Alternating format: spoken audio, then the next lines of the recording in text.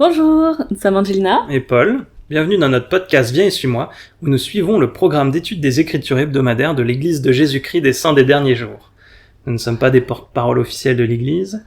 Ce que nous disons ne reflète que notre opinion personnelle. Cependant, en nous écoutant, nous espérons que vous ressentirez l'Esprit de Dieu et que vous aurez envie d'approfondir votre propre étude. Alors aujourd'hui, on revient après 2 semaines d'absence. On s'en excuse un peu. C'était triste pour nous aussi. On avait très envie de faire le podcast. On s'était préparé les 2 fois d'ailleurs. Mais le temps nous a manqué. C'était les vacances scolaires. Voilà, on a 3 enfants, dont un nourrisson. On a eu aussi beaucoup de déplacements au temple, dans la belle famille, une conférence de jeunesse à laquelle on a participé. Donc c'était très intense. Et encore aujourd'hui, c'est un peu un miracle qu'on fasse cet épisode. Parce que voilà, on doit se déplacer encore sur Paris pour un événement. Et donc voilà, on est content d'être avec vous pour ces quelques minutes. Ça risque d'être un épisode un peu plus court aussi, parce qu'on est en train de faire les bagages et les sandwichs. Mais on voulait pas faire une 3e semaine où on s'était préparé et on prenait pas le temps de s'enregistrer. Donc voilà, on voulait quand même vous parler un peu. Alors commençons tout de suite. On se retrouve dans Mormon, les chapitres 7 à 9. D'ailleurs, je suis vraiment désolé qu'on ait raté 3 Néphi 27. Ouais. Si on devait faire un seul chapitre, je pense que ça aurait été peut-être celui-là, de tout ce qu'on a raté. C'est la doctrine claire et pure du Christ. Mais allez, faisons Mormon 7 à 9. Lisons d'abord l'introduction du manuel. Moroni savait ce que c'était que d'être seul dans un monde méchant, surtout après la mort de son père au combat et la destruction des Néphites. Il a écrit « Je reste seul, je n'ai pas d'amis ni où aller ». Même si tout semblait sans espoir, Moroni a trouvé de l'espérance en Jésus-Christ et en son témoignage que les desseins éternels du Seigneur se dérouleront. Il savait qu'un élément clé de ces desseins éternels serait le livre de Mormon. Ces écrits qu'il était diligemment en train de compléter, qui un jour ramèneraient beaucoup de personnes à la connaissance du Christ. La foi de Moroni en ses promesses lui a permis de déclarer aux futurs lecteurs de ce livre « Je vous parle comme si vous étiez présents, et je sais que vous aurez mes paroles ».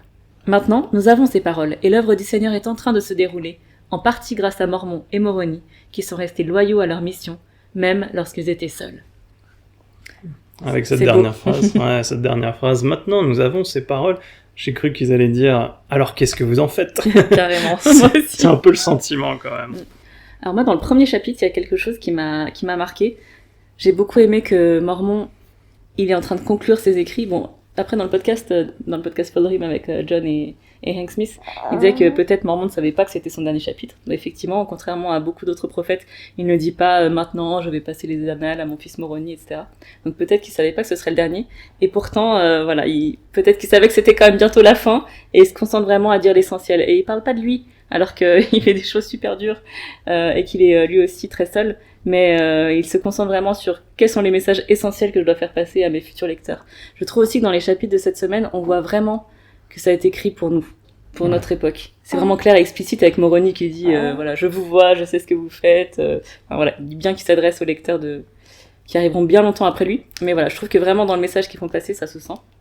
Quelque chose que j'ai beaucoup aimé dans Mormon chapitre 7, ce sont les versets 5 à 7. Qui commence par « Sachez que vous devez en arriver à connaître vos pères ». Bon là on a une petite allusion à l'un des objectifs du livre de Mormon dont on avait parlé tout au début avec le fait qu'il veut nous rappeler à la connaissance des alliances faites à nos pères. Il y a des références « Vous êtes un reste de la maison d'Israël », des références à l'alliance qui sont faites plusieurs fois dans ces 3 chapitres. Mais voilà ce qu'il dit « Sachez que vous devez en arriver à connaître vos pères et vous repentir de tous vos péchés et de toutes vos iniquités et croire en Jésus-Christ. » Et j'aime bien qu'il s'arrête pas là, il faut pas juste croire en Jésus-Christ, mais voilà ce qu'il faut savoir. Il nous donne un peu les essentiels du témoignage sur le Christ qu'il faut qu'on ait. Qu'il est le Fils de Dieu, qu'il fut tué par les Juifs, et que par le pouvoir du Père, il est ressuscité, grâce à quoi il a remporté la victoire sur le tombeau, et en lui aussi est englouti l'aiguillon de la mort. Et il réalise la résurrection des morts, par laquelle l'homme doit être ressuscité pour se tenir devant son siège du jugement. Et il a réalisé la rédemption du monde, par laquelle, à celui qui est trouvé innocent devant lui le jour du jugement, il est donné de demeurer en la présence de Dieu dans son royaume, pour chanter sans cesse des louanges avec les cœurs là-haut, au Père et au Fils et au Saint-Esprit, qui sont un seul Dieu, dans un état de bonheur qui n'a pas de fin. C'est pourquoi, donc au verset 8, et là il nous dit, je vous explique tout ça dans quel but, c'est pourquoi, repentez-vous, à nouveau, et soyez baptisés au nom de Jésus, et saisissez-vous de l'évangile du Christ qui sera placé devant vous. Et ensuite, il nous témoigne des annales, du livre de Mormon et de la Bible. Donc, j'ai beaucoup aimé qu'il nous donne vraiment ce résumé de l'essentiel. Voilà ce qu'on doit savoir, voilà ce dont on doit avoir le témoignage concernant le Christ. Et voilà, quelles sont les implications pour nous. Qu'un jour, on va se retrouver devant le ciel du jugement. Qu'est-ce qu'on sera, enfin, à quel point est-ce qu'on sera prêt? Qu'est-ce qu'on sera prêt à présenter à Dieu?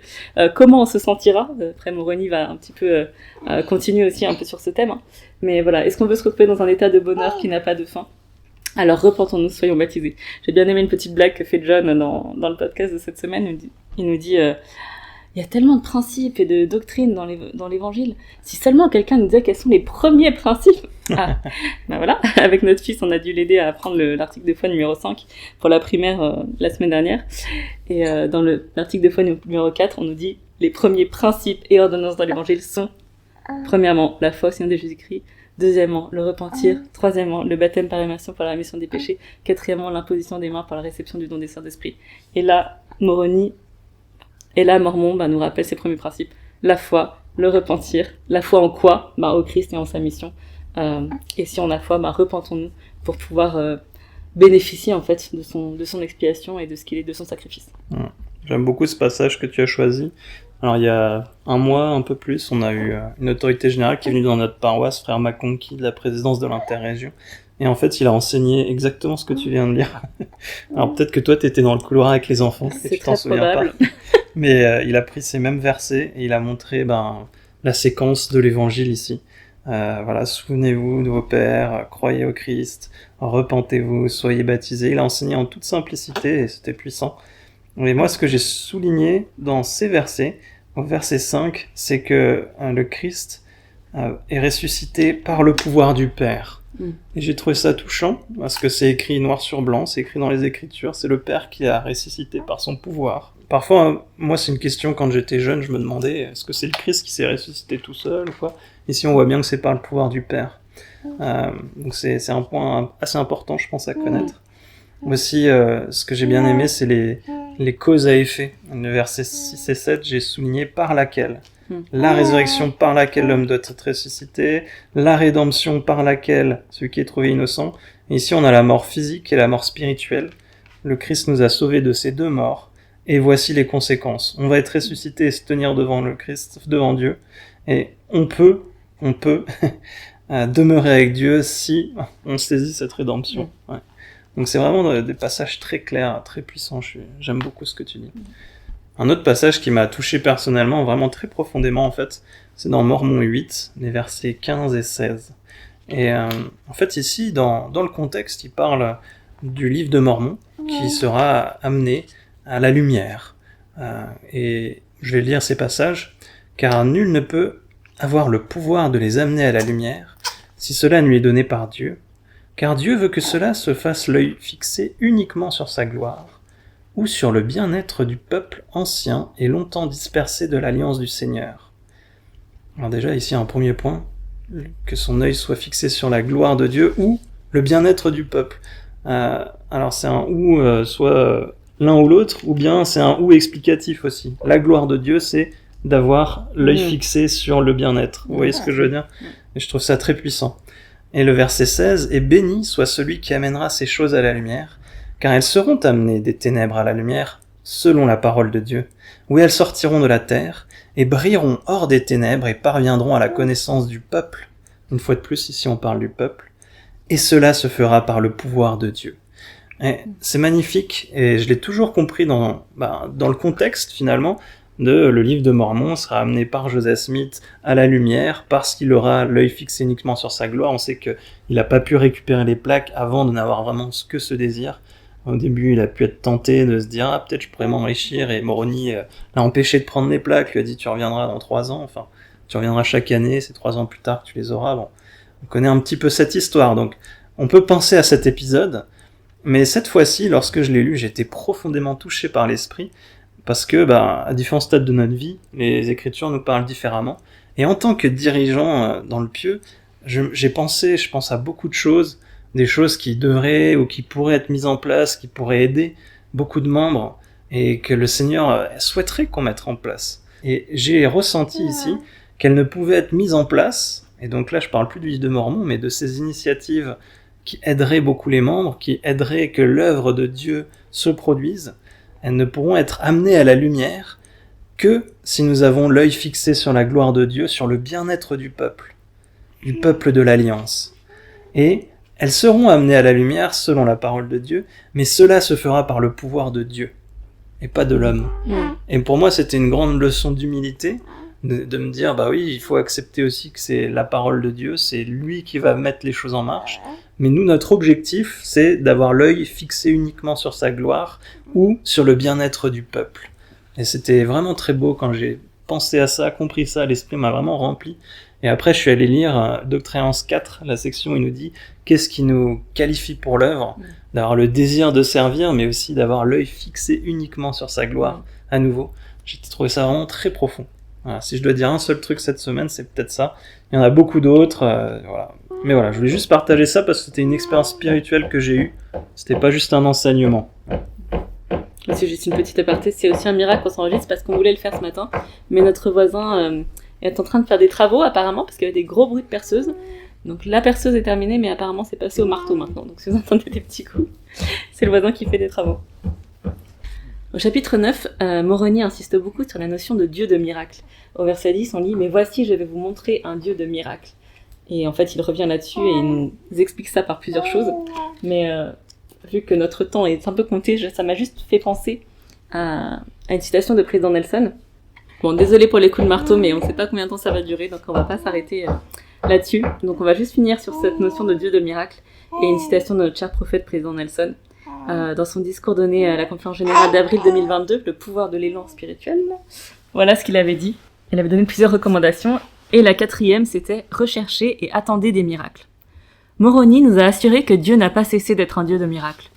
Tous les livres d'écriture montrent à quel point le Seigneur est disposé à intervenir dans la vie des personnes qui croient en lui.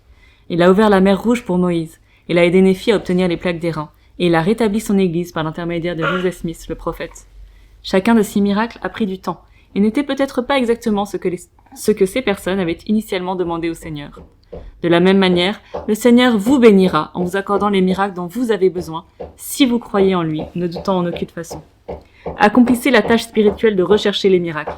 Priez et demandez à Dieu de vous aider à exercer ce genre de foi. Je vous promets que vous verrez par vous-même que Jésus-Christ donne de la force à celui qui est fatigué, et il augmente la vigueur de celui qui tombe en défaillant. Rien ne vous donnera plus d'élan spirituel que de voir le Seigneur vous aider à déplacer une montagne dans votre vie. Merci, c'est très puissant. Un dernier point dont je voulais parler, je sais qu'on a déjà maintes fois parlé du rôle des prophètes, mais l'un des versets connus aussi de ces passages, c'est le verset 31 du chapitre 9, lorsque Moroni dit « Ne me condamnez pas à cause de mon imperfection, ni mon Père à cause de son imperfection, ni ceux qui ont écrit avant lui, mais rendez plutôt grâce à Dieu de ce qu'il vous a manifesté nos imperfections, afin que vous puissiez apprendre à être plus sages que nous l'avons été. » Et au verset 17 aussi, du chapitre 8, « Et s'il y a des fautes, ce sont les fautes d'un homme. Mais voici, nous ne connaissons pas de faute, néanmoins Dieu sait tout. C'est pourquoi celui qui condamne, qu'il prenne garde de peur d'être en danger du feu de l'enfer. » Et là, juste un petit passage que j'ai beaucoup aimé, qui a été cité par l'invité du podcast cette semaine. C'est dans une section de la médiathèque de l'Évangile. Donc dans Sujets et questions, il y a une entrée qui s'intitule « Chercher des réponses à ces questions ». C'est en introduction, c'est avant la liste alphabétique des autres sujets. On en avait déjà parlé une fois. Et il y a l'une des entrées qui s'intitule « Être patient avec soi-même et avec les autres ». L'un des sous-titres, c'est « Soyez patient avec les dirigeants de l'Église ». Et voilà ce que ça dit. Les dirigeants de l'Église appelés à diriger cette œuvre sont des gens honnêtes mais imparfaits. Dieter F. Uchtdorf a observé. Il y a eu des fois où les membres ou les dirigeants de l'Église ont tout bonnement fait des erreurs. C'était vrai dans le passé, et c'est toujours vrai maintenant. Un dirigeant de l'Église pourrait dire quelque chose qui aggrave votre frustration ou votre sentiment d'isolement. Il se peut qu'il ne montre pas la compassion et la compréhension dont vous avez besoin. Faire preuve de patience envers les dirigeants ne signifie pas tolérer les comportements illégaux ou abusifs. Mais nous devrions apporter du soutien, de l'amour et de la patience à la grande majorité des dirigeants de l'Église, tandis qu'ils œuvrent simplement et imparfaitement pour Sion. Et une petite phrase que John disait, c'est « Au lieu de nous focaliser sur les serviteurs du Seigneur, essayons de nous focaliser sur le Seigneur que ses serviteurs servent. » Et donc oui, il peut y avoir des imperfections, mais en même temps, quelle chose précieuse nous donne aussi Moroni. Ouais, je suis d'accord que c'est délicat aussi. Moi, je me positionne un peu comme le dirigeant, parce que dans le pieu, j'ai cet appel, mais parfois, je suis poussé à parler de choses, par exemple, la joie. C'est l'église de la joie, a dit frère Kiren. Et moi, j'en témoigne au pupitre. Mais seulement je sais pertinemment qu'il y a des gens dans la salle qui la ressentent pas, cette joie. Et donc on peut avoir l'impression d'être indélicat aussi, mais le Seigneur nous commande d'en témoigner et de le dire. Et donc il y a aussi cet aspect-là où c'est assez difficile à gérer. On doit tous être patients les uns avec les autres, accepter la vérité et la doctrine du Seigneur, mais être patient avec les uns les autres. Être patient avec le dirigeant qui prêche quelque chose qu'on ressent pas, et en tant que dirigeant, être plein de compassion avec ceux aussi qui n'ont pas ce sentiment aussi. Voilà. Mais s'aligner sur le Seigneur, comme tu le dis. Voilà, il y a tant d'autres choses qu'on aurait pu dire cette semaine, donc voilà, on vous fait un épisode un petit peu express, mais on espère que vous aurez quand même pu ressentir l'esprit avec nous. Nous, en tout cas, bon, je parle pour nous deux, mais je pense qu'on est content d'avoir quand même pu le faire cette semaine. C'était tellement riche, en tout cas, notre étude a été riche, même si on vous a retransmis qu'une toute petite partie de ce qu'on a étudié cette semaine. Et on vous encourage évidemment, comme toujours, à faire votre propre étude et à découvrir vos propres trésors spirituels. On vous souhaite une bonne semaine. À bientôt. Au revoir.